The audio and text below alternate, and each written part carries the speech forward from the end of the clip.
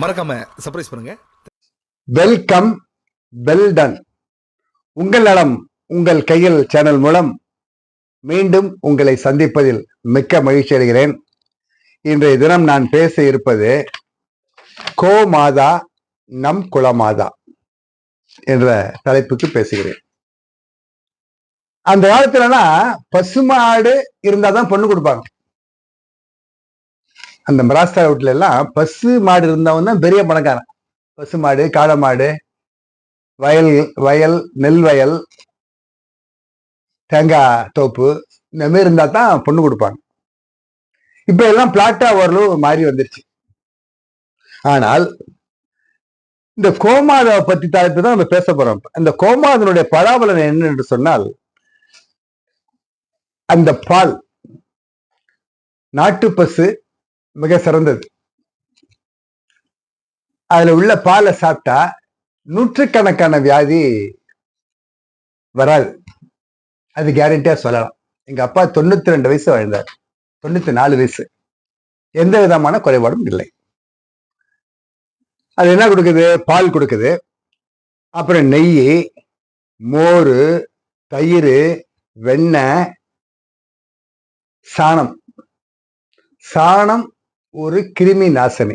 கோமியம், மூத்திரம், அதை வச்சு கொப்பளிச்சோம்னா அந்த பல்லு வலி போயிடும். சாணம் போட்டு முழுகிறலாம். இப்ப சில இடங்கள்ல இருக்க, கிராமங்கள்ல இருக்க, பெரும்பாலும் போயிடுச்சு. டெட்டால் போடுறோம். இயற்கை கிருமி நாசினி சாணம். நெய் அவசியம் சாப்பிடணும். அது ஒரு 1/2 ஸ்பூன், 1 ஸ்பூன் சாப்பிட்டா இந்த ஜாயிண்ட்டுக்கெல்லாம் அவ்வளவு நல்லது. மோர் மிக சிறந்தது, கொலஸ்ட்ராலே கிடையாது. கெட்டி தயிர் கொஞ்சமா போட்டுக்கலாம், ரொம்ப போடக்கூடாது என்று சொல்லி, அந்த பசுமாடு மூச்சு காத்து ஒரு 5 நிமிஷம் வாங்கினாலே பல வியாதி போகணும் வடக்கூர்ல அவங்க சொல்றாங்க. அது எனக்கு தெரியவில்லை, அதை நாம் ஆராய்ச்சி பண்ண வேண்டும் என்று சொல்லி, இந்த மாதிரி எல்லாம் பசுனுடைய அனைத்து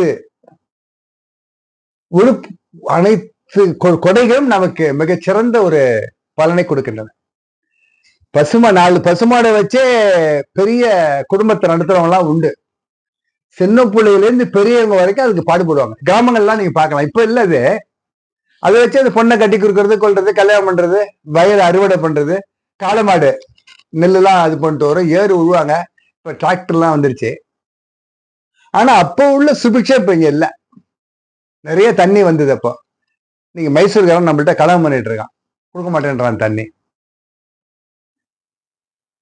அப்போ நாம இந்த பசுமாடை முடிந்தவர்கள் வளர்க்கலாம். வாய்ப்புள்ளவர்கள் வளர்த்தா, முடியலன்னு சொன்னா கூட நம்ம நகர்லயும் கிராமங்கள்லயும் பசுமாடை நிறைய வச்சிருக்காங்க. அவங்களுக்கு போய் நீங்க ஆதரவு கொடுங்க. அவங்கள்ட்ட பால் வாங்க, சுத்தமா இருக்கும், எந்த நோயும் நமக்கு வராது.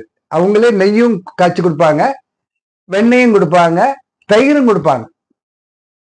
இயற்கை கொடை அனைத்தும் மிகச்சிறந்தவை, கருதலே பண்ணாது.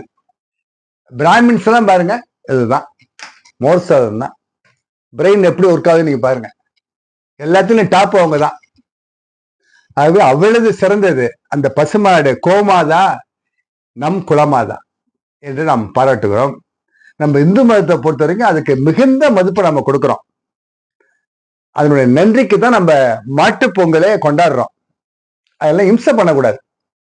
நீங்க பாக்கெட் பால்லாம், சில பாக்கெட் பால்லாம் ரொம்ப மோசமா இருக்கு, கலப்படம் இருக்கு. சில பாக்கெட் பால் நான் சொல்லிட்டேன், நீ ஆராய்ச்சி பண்ணுங்க, சில இதுலயும் போடுறாங்க. ஆகவே நாம் இயற்கையான முறையில நகரிலே ஏழை பாழைகிட்ட இந்த மாதிரி பால், நல்ல பாலை வாங்கினால் எந்த நோயும் நம்மளை அணுகாது என்று சொல்லி, அந்த கோமாதா என் குலமாதாவுக்கு நான் மிகுந்த வணக்கத்தை செலுத்திக் கொள்கிறேன் என்று சொல்லி, இந்த வீடியோ உங்களுக்கு பிடித்திருந்தால் லைக் பண்ணுங்க, ஷேர் பண்ணுங்க, கமெண்ட் பண்ணுங்க, பெல் ஐக்கான் அழுத்துங்க, சப்ஸ்கிரைப் பண்ணுங்க என்று சொல்லி, மீண்டும் அடுத்த வீடியோவில் உங்களை சந்திக்கும் வரை நன்றி கூறி விடைபெறுகிறேன். நன்றி, வணக்கம்.